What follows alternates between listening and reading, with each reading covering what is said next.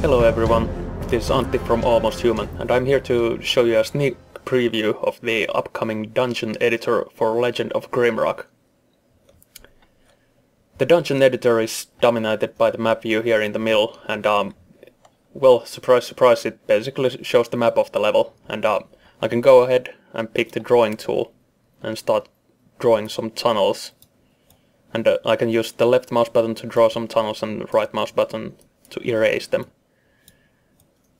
And the cool thing about this editor is that we have a pretty much instantaneous preview of the level. So if I just go ahead and press play, the level is instantly playable. And I can do some changes to the layout, draw some new tunnels, add some walls, press play again, and the changes are refreshed instantly. And over here to the left from the map view we have the project view where the levels of the dungeon are listed. Currently we have just only one level, but we can easily add new ones or delete old ones and change their order and whatnot. And if I want to change the level of the dungeon, I can go ahead and be creative and name this level, say, Test Dungeon. And I can also change the graphics of the level or the wall set. Currently we have the default dungeon wall set in use, but I can go ahead and switch it and refresh, and it's instantly all the graphics change. And below the project view we have the asset browser, where all the different items and decorations and levers and switches and pressure plates and monsters are all listed.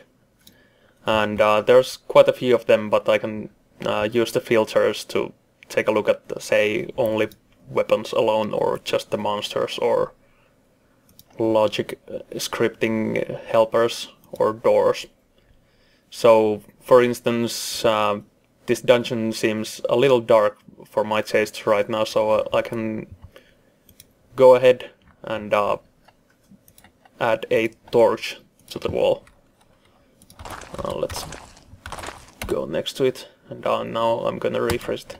Now we have the torch holder, but it's still kinda dark. I'm gonna go and take a closer look by pressing F.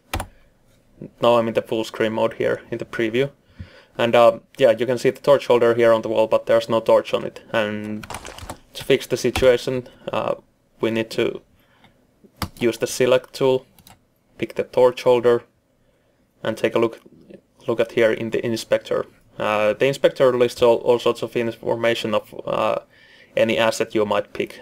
We have names and IDs and positions and whatnot, and often there are parameters that you can configure as well. So with the torch holder I can add a torch by clicking this checkbox, and when it's refreshed we have a nice bright light to brighten our days.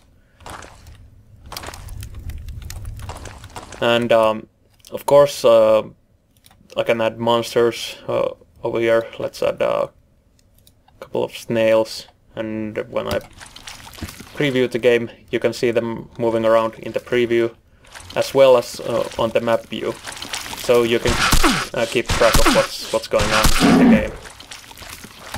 And I can also pause the preview at any time if the monsters are bugging me off, and I can go ahead and do some scripting or whatever, and then get back to the game. And but for now I'm just gonna delete the monsters, because I want to concentrate on a little bit of puzzles and scripting right now.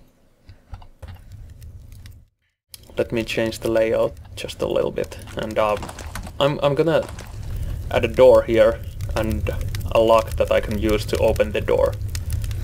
So let's filter for doors, pick a nice portcullis and place it here, and then let's add a lock next to it on the wall. So there we have it, a lock and a door. Currently the lock doesn't do anything, and the door won't, there's no way to open the door. So we need to add a little bit of scripting over here. So if we select the lock take a look at its inspector. We can change what we can use to open it up with. So let's say we need an iron key to open the lock, like so, and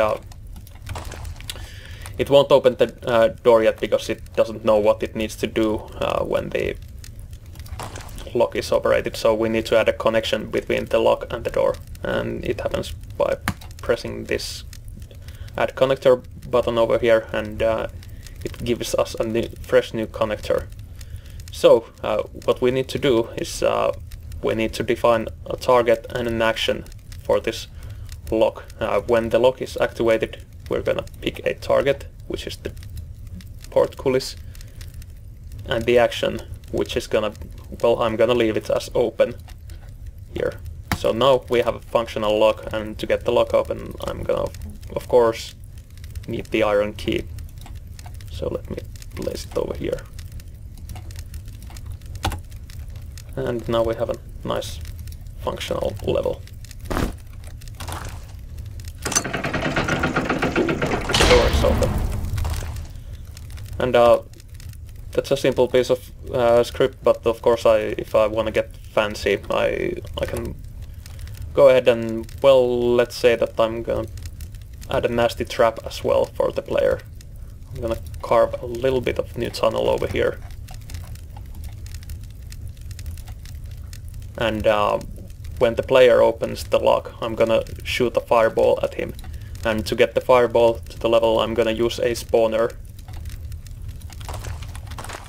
right here in front of this demon head. So now if I go to the spawner, I can set the spawned entity as fireball.